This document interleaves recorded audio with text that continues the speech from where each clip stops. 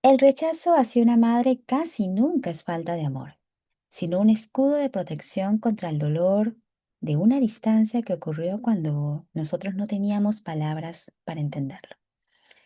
Esto nos refleja de cómo cuando el vínculo con la madre se interrumpe en la infancia, exactamente en los 2 primeros años, el cuerpo lo graba como una sensación de peligro, que más adelante se va a reflejar en cualquiera de nuestras relaciones futuras.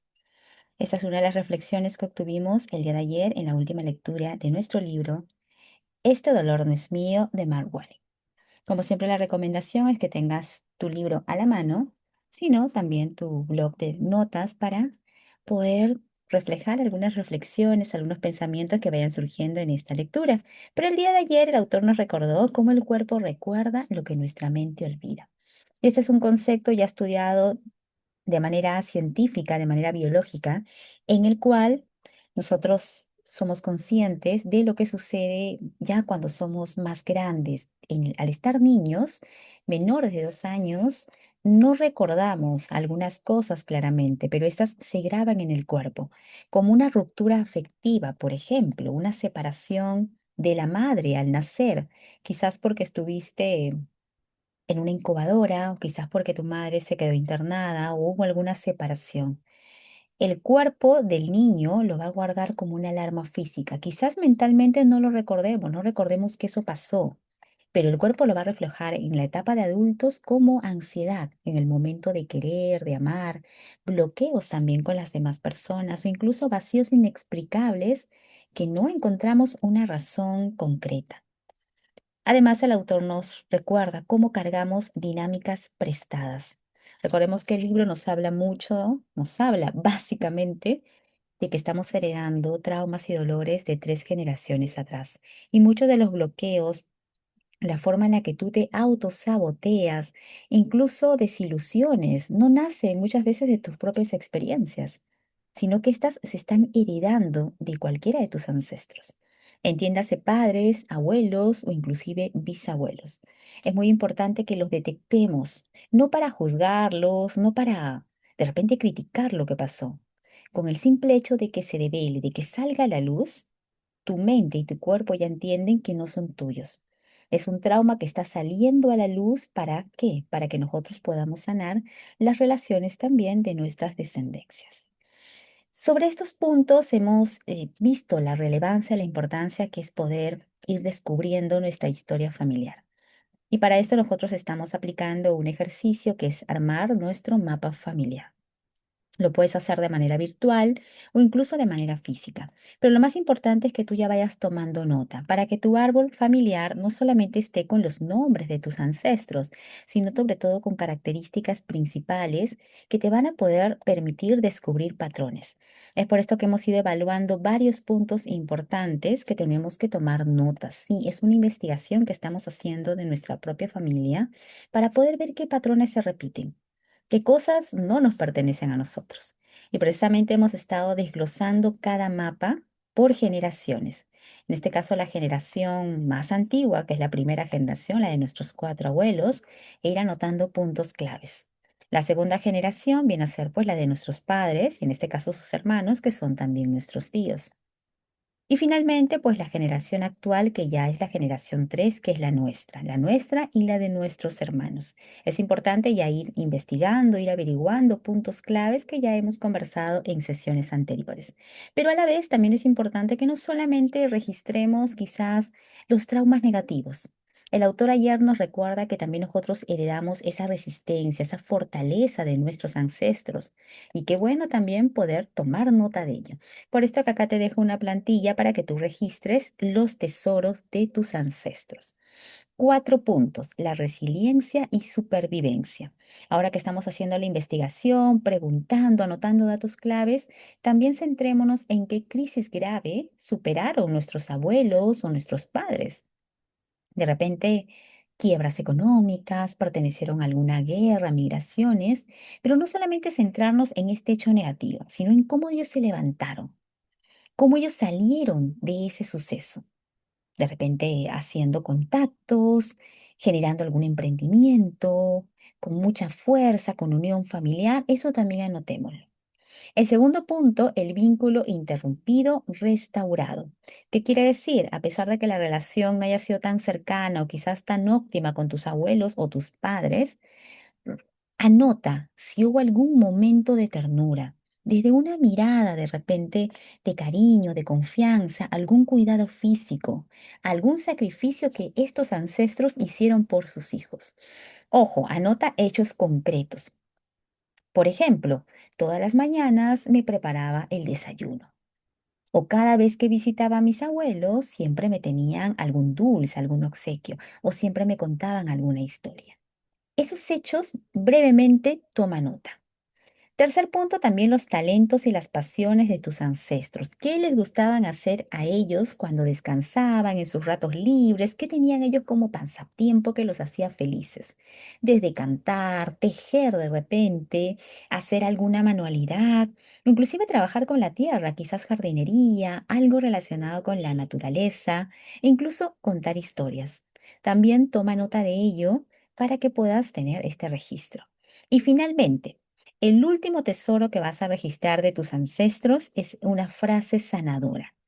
En esta parte vas a utilizar un poquito tu imaginación, porque quizás no recuerdes alguna frase clave de tus padres o quizás de tus abuelos, pero pregúntate, si tu ancestro estuviera frente a ti hoy día y te pudiera ver, ¿qué bendición te daría?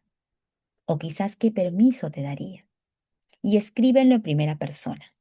Puede ser que alguno tú te imagines, tú desees, tú conectes con que tu abuelo o tu abuela te diga, tienes permiso para ser feliz en tus relaciones de pareja. O deseo que triunfes en tu negocio, con tu emprendimiento, con tu empresa.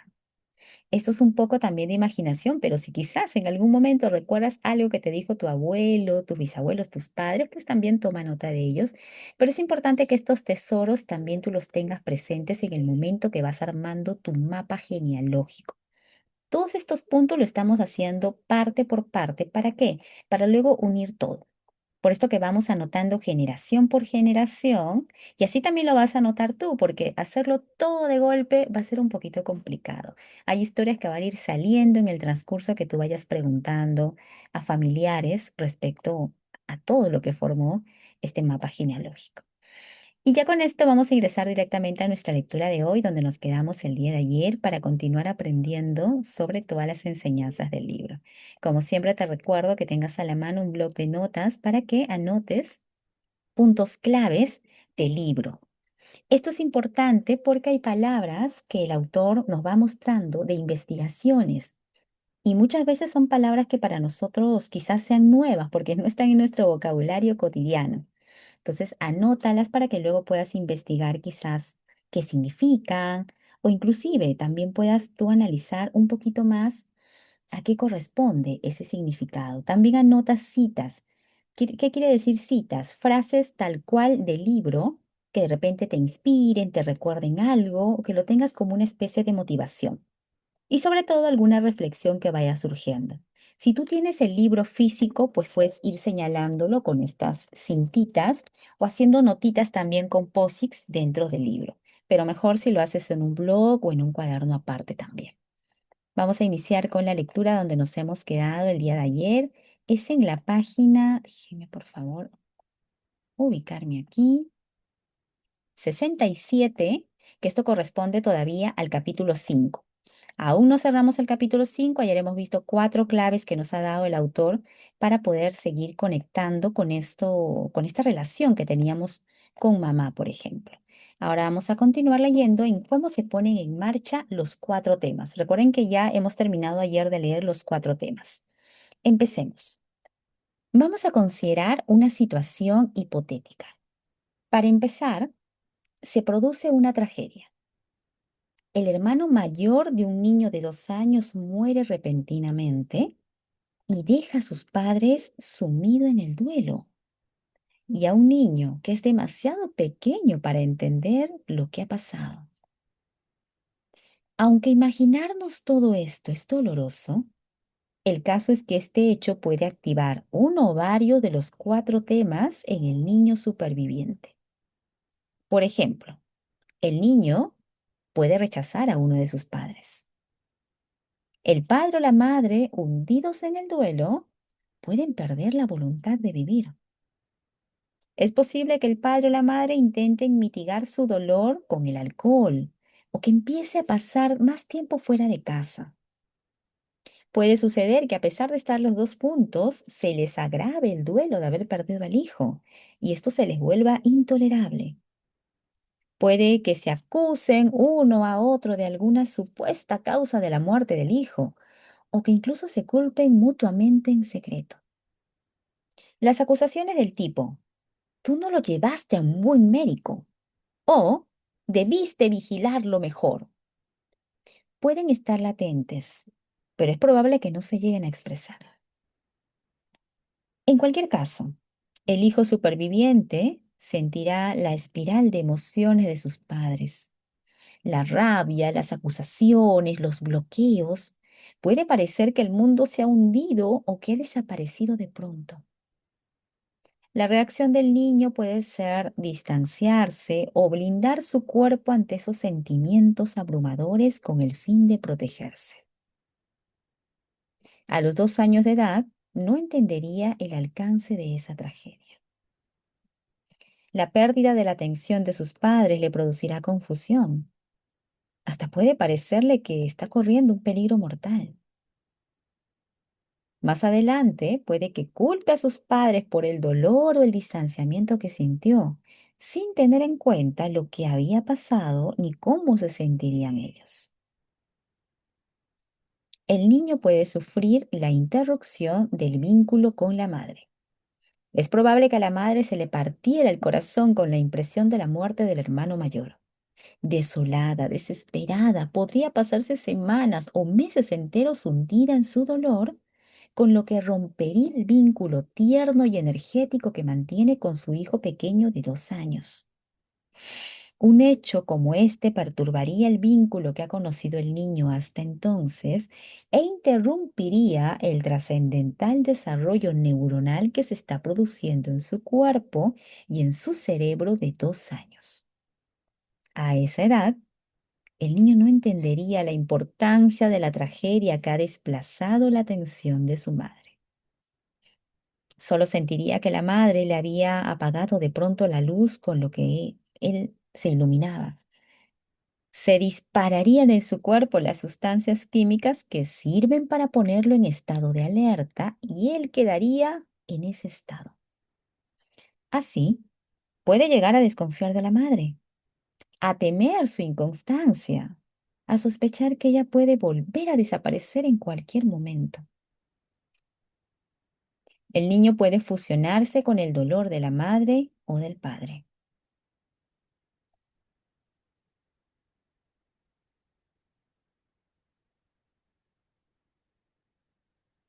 Permítame aquí.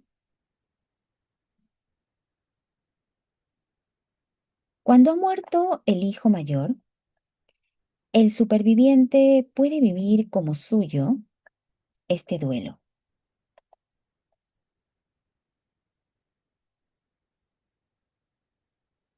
Puede vivir como suyo el peso del dolor de su madre o de su padre. El efecto en cascada del duelo puede dejar a toda la familia en un estado de rigidez. El niño, aspirando ciegamente a aliviar el dolor de sus padres, puede intentar cargar con la depresión de su madre o con el duelo de su padre como si estuviera dotado de algún poder mágico que pudiera servirle para quitárselo de encima a ellos. Sería casi como si les dijera, mamá, papá, si comparto con ustedes el peso del dolor o si lo llevo por ustedes, se sentirán mejor. Naturalmente no lo conseguirá. No hará más que propagar el duelo a la generación siguiente. Los niños que comparten el dolor de sus padres lo suelen hacer de manera inconsciente. Se basan en la fantasía ciega de que pueden salvar a sus padres. Estos niños, leales por instinto, suelen repetir en sus vidas las penas de sus padres y revivir sus desventuras. Estos lazos de lealtad, como lo llama Hellinger, se pueden portar a lo largo de varias generaciones, con lo que el legado familiar es un legado de infelicidad. Continuando con este tema, el autor nos indica, el niño puede identificarse con el hermano muerto. Cuando muere un niño pequeño, la familia queda cubierta de un manto de duelo. Las ondas de dolor insoportable bloquean la manifestación de una vida de felicidad. El niño superviviente hasta puede recurrir a andar de puntillas cuando está cerca de sus padres entristecidos para no alterarlos más. Los familiares que quieren librarse del dolor y de la irracionalidad de aquella muerte pueden procurar no pensar siquiera en el niño muerto e incluso evitan pronunciar su nombre. De este modo, el niño muerto queda excluido, con lo que se abre un terreno fértil donde pueden arraigar una identificación. Hellinger enseña que un niño posterior del sistema familiar hasta un niño de la generación siguiente puede expresar lo que ha reprimido la familia. Esto significa que el niño posterior se puede sentir deprimido o falto de vida, separado de su esencia como si no existiera, de manera semejante a la idea que se tiene del hermano muerto en la familia. El niño vivo puede tener la sensación de que en la familia no lo ven o que no le hacen caso, o de que no le dan importancia ni que lo valoran. Hasta puede empezar a adoptar rasgos del hermano muerto, manifestando aspectos del sexo, personalidad, enfermedad o trauma de éste. Identificado inconscientemente con él, puede advertir que le falta entusiasmo, que se limita a la cantidad de fuerza vital que absorbe. Puede ser como si el niño superviviente, unido en una solidaridad silenciosa con su hermano muerto, estuviera diciendo, como tú no puedes vivir, yo no viviré plenamente. Trabajé una vez con una mujer que había nacido menos de un año después de que su hermano mayor naciera muerto. Al niño nacido muerto no le dieron nombre ni lugar en la familia. La familia solo contaba haber tenido dos hijos, mi consultante y su hermana menor. Mi consultante tampoco consideraba haber tenido más hermanos que a su hermana, pero sufría sentimientos de falta de integración. En esta familia me siento como una extraña, decía. Es como si estuviera fuera de lugar. Aunque no había manera de demostrarlo, parecía que portaba consigo la experiencia de exclusión de la familia de su hermano mayor. Cuando hubimos trabajado juntos un tiempo, me dijo que se le había disuelto la sensación de falta de integración. Estas identificaciones pueden alterar significativamente el curso de nuestras vidas. Sin saberlo, sin sospecharlo, revivimos aspectos de nuestros traumas familiares con consecuencias insospechadas. Estas experiencias no son raras. Somos muchos los que vivimos solidarizados con miembros de nuestra familia que han sufrido traumas difíciles. Cuando los sufrimientos nos acosen, debemos preguntarnos, ¿de quiénes son? En realidad, estos sentimientos que estoy viviendo, repito, debemos preguntarnos, ¿de quiénes son en realidad estos sentimientos que estoy viviendo? Ahora continuemos con las 4 herramientas del mapa del lenguaje nuclear. Uno de los grandes obstáculos en la tarea de resolver los traumas es que la fuente de estos suele estar oculta. Es frecuente que no sepamos qué pasos debemos dar cuando nos disponemos de un contexto para entender nuestros sentimientos.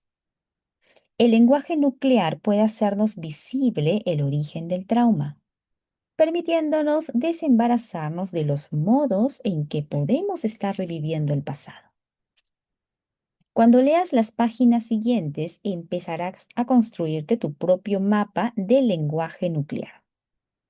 Seguirás paso a paso un proceso en el que te basarás en tu lenguaje, en las palabras que dices, para ayudar a localizar la fuente de unos sentimientos que quizá te hayan sido difíciles de explicar. La construcción de tu mapa del lenguaje nuclear tiene 4 pasos. Recibirás una herramienta nueva para dar cada uno de estos pasos. Cada una de estas herramientas está dirigida a obtener más información. Las herramientas son las siguientes. Primero, la queja nuclear. 2, los descriptores nucleares. 3, la frase nuclear. Y 4, el trauma nuclear. En el capítulo siguiente aprenderás a detectar las pistas en las palabras de tu queja nuclear. Aprenderás a analizar y a descifrar lo que es tuyo y lo que procede de tu historia familiar. Al hacerlo, empezarás a romper el trance de los traumas del pasado y a poner en su contexto histórico los sentimientos y los síntomas que tienen aparejados estos traumas. Ahora ingresamos a la segunda parte del libro, que corresponde al capítulo 6, donde vamos a leer sobre el mapa del lenguaje nuclear. En este caso, la queja nuclear. Si tienes el libro físico, esto inicia en la página 95 del libro. Cuando no se hace consciente una situación interior, sucede exteriormente como destino. Esa es una frase de Carl Jung, de su libro Contribución a los simbolismos del sí mismo. Las palabras que empleamos para describir nuestras inquietudes y nuestras luchas pueden decir más de lo que pensamos, pero a poco se nos ocurre estudiarlas. En este capítulo empezarás a construir tu mapa del lenguaje nuclear. Aprenderás a seguir el rastro de pistas que van dejando tus palabras y que puede conducirte hasta el origen de tus miedos. La primera etapa de este camino verbal, será la queja nuclear. Esta puede ser todo un tesoro de riquezas pendientes de estudiar. Tu queja nuclear puede contener incluso las semillas de la resolución que buscas. Solo tienes que asomarte dentro de ti. Para oír la queja nuclear en nuestro lenguaje cotidiano, buscamos en el tejido de las palabras que pronunciamos el hilo de emoción más profunda. Atendemos a las palabras que tienen la máxima resonancia emocional. A veces estamos presos de un miedo que nos debilita. En ocasiones pedimos o exigimos algo con un cierto matiz de apremio. A veces no tenemos más que un gran dolor. Bob es un ingeniero de 52 años. Cuando él siente ansiedad y se encuentra solo, se queja diciendo, ¿por qué me dejan todo siempre? ¿Por qué no soy lo bastante bueno? A veces oímos palabras o frases que parecen tener una vida propia.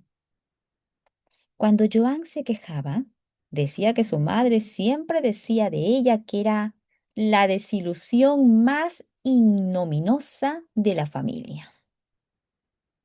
Su queja principal era que su madre y ella ya no estaban unidas y que el distanciamiento y las palabras duras que se habían producido entre las dos le habían provocado mucho dolor y sensación de vacío. Cuando Joan fue retirando las capas de dolor generacional, comprendió que la que había sido considerada la desilusión ignominiosa de la familia no había sido ella, sino su abuela. La historia era la siguiente. La abuela de Joan vivía en un pueblecito de Irlanda y a los 15 años se había enamorado de un hombre casado. La abuela de Joan se quedó embarazada y el hombre no se había querido hacer responsable. A la abuela de Joan la habían expulsado de su casa y había vivido en la deshonra durante el resto de su vida, limpiando casas y criando a su única hija como madre soltera. No se había casado nunca y no había superado jamás la impresión de que había deshonrado a la familia al tener un hijo ilegítimo. Aunque la abuela no había pronunciado nunca las palabras desilusión ignominiosa, estas habían resonado en las 3 mujeres, quiere decir la abuela, la madre y la hija. La abuela había vivido estas palabras cuando fue expulsada del seno de la familia. Su hija las había vivido cuando sentía que había destrozado la vida de su madre al nacer como hija soltera.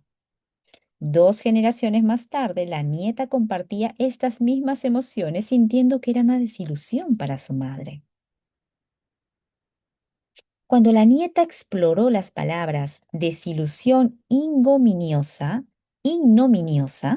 que formaban parte de su queja nuclear, encontró la tranquilidad y la comprensión. Empezó a darse cuenta de que aunque su madre le decía aquellas palabras, la invectiva no iba dirigida personalmente hacia ella. Ahora, cuando oía aquellas palabras, le evocaban sentimientos de amor y de solidaridad hacia su madre y hacia su abuela, y hacia la vida difícil que debieron vivir las dos en Irlanda. Cuando analizamos la queja nuclear, no solo atendemos a nuestro lenguaje hablado, sino que observamos también nuestro lenguaje somático, es decir, el de nuestro cuerpo físico. Repito esta parte. Cuando analizamos la queja nuclear, no solo atendemos a nuestro lenguaje hablado, sino que observamos también nuestro lenguaje somático, es decir, el de nuestro cuerpo físico. También prestamos atención especial a los síntomas y a las conductas que destacan por poco corrientes o por ser muy personales. En el ejemplo que presentamos a continuación, Carson, un bombero de 26 años, expresaba su miedo de manera tanto física como verbal. Cuando Carson tenía 24 años, rozó con el coche de un guardarrail y estuvo a punto de despeñarse por un barranco. Recuperó el control del vehículo al instante y llegó sano y salvo a su destino, pero había perdido la sensación de control sobre su vida. A partir de entonces, Carson había tenido ataques de pánico a diario, además de sensaciones de temblor y de mareo. Tenía la impresión clara de que si se moría, su vida no habría valido nada. Las palabras concretas de su queja nuclear eran las siguientes. Si me muero, no dejaré ningún legado. Nadie se acordará de mí. Habré desaparecido del todo, como si no hubiera existido. No tendrán un buen recuerdo de mí. Lo raro de estas lamentaciones de Carson era que las dijera un hombre de 26 años. Carson apenas había empezado a vivir y ya se estaba lamentando de las penas de toda una vida. Estaba claro que allí había algún desajuste. Cuando examinamos las palabras de una queja nuclear, confiamos implícitamente en ellas, pero no siempre confiamos en el contexto. Estas palabras en general suelen ser verdaderas para alguien, que no necesariamente es el mismo que pronuncia estas palabras. Para descubrir quién es ese alguien, tenemos que asomarnos tras el telón para atisbar nuestra historia familiar. En el caso de Carson, ese alguien que faltaba era su padre. Después de un duro proceso de divorcio con su madre, el padre de Carson, al padre de Carson le exigieron que renunciara a todos sus derechos paternos sobre el hijo, que entonces tenía 4 años. Y tras una larga batalla legal por la custodia, el padre de Carson tuvo que acceder por fin. Carson no volvió a verlo nunca más. La madre de Carson no solo hablaba mal de su padre, sino que el niño fue adoptado por el nuevo marido de la madre y tomó su apellido. Repasemos de nuevo el lenguaje nuclear de la queja nuclear de Carson. Él decía, no dejaré ningún legado. Nadie se acordará de mí. Habré desaparecido del todo, como si nunca hubiera existido. No tendrán un buen recuerdo de mí. La historia de Carson se ve ahora bajo una nueva luz, fusionándose con la realidad de su padre de haber perdido a su legado vivo, que era su hijo. Carson había encontrado un modo encubierto de aliarse con el padre ausente. Compartía las sensaciones de la experiencia dolorosa del padre, temiendo que también él mismo desaparecería de pronto y quedaría olvidado. Después de haber descubierto la raíz de su queja nuclear, Carson tomó la decisión de localizar a su padre y de ponerse en contacto con él de nuevo. El padre se había trasladado a otro estado y había tenido 3 hijos con una segunda esposa, pero se alegró muchísimo de tener noticias de Carson. Le había perdurado el vacío de haber perdido a su hijo 20 años antes, que eso le perforaba el corazón, según le dijo a Carson. También había quedado dentro de Carson algo tangible, aunque sumergido muy hondo, su amor por su padre. Según se dice, la historia la escriben los vencedores, la cuentan los que han vivido para contarla. Por muy parcial o tendencioso que sea un relato, muchos no nos paramos a pensar casi nunca cómo sería ese relato si fuera la otra parte quien la contara. En el caso de Carson, la vencedora había sido la madre y el perdedor había sido el padre, dado que nunca pudo estar allí para criar a su hijo.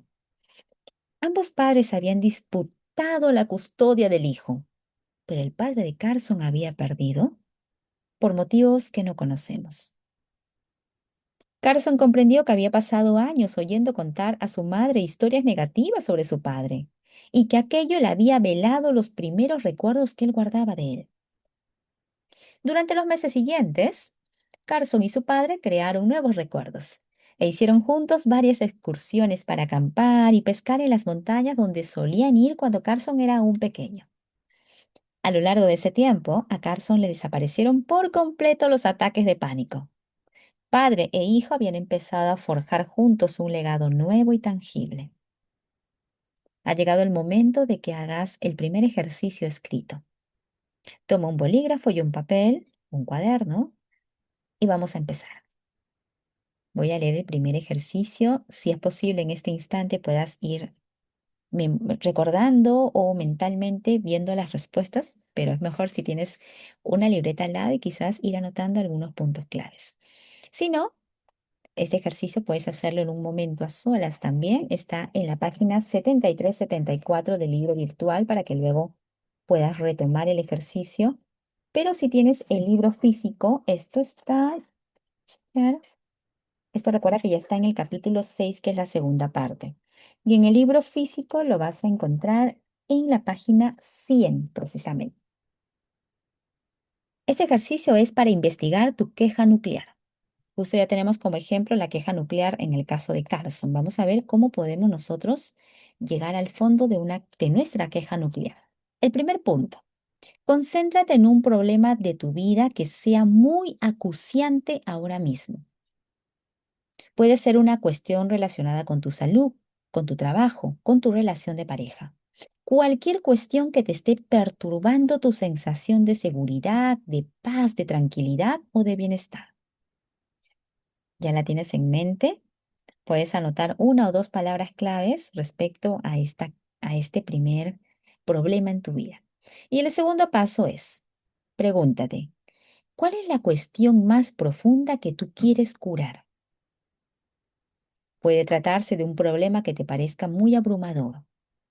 Puede tratarse de algún síntoma que estés teniendo, de alguna sensación que incluso has tenido toda la vida. Anótalo también como una palabra clave y pasemos a la tercera pregunta. Sobre eso que has tomado nota, ¿qué es lo que tú quieres cambiar? Anótalo también. Y cuarto es, no corrijas ni enmiendes lo que acabas de escribir. Déjalo tal cual. Recuerda que no hay respuestas correctas ni incorrectas. Tú escribe lo que en este momento estés sintiendo. El paso 5 es, escribe lo que te parezca realmente importante. El paso 6, que también es un recordatorio, ve escribiendo lo que te llegue, lo que en este momento aparezca en tu mente. Por ejemplo, puede que lleves encima el miedo a que te pase algo terrible en el futuro. No importa lo que salga, tú sigue escribiendo. El punto 7 Si es que no te llega nada a la mente, responde esta pregunta. ¿Qué temes que te pudiera pasar si no se te quita nunca esa sensación, ese síntoma o ese trastorno o problema que tienes?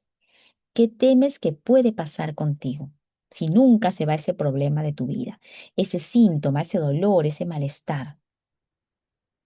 Anótalo.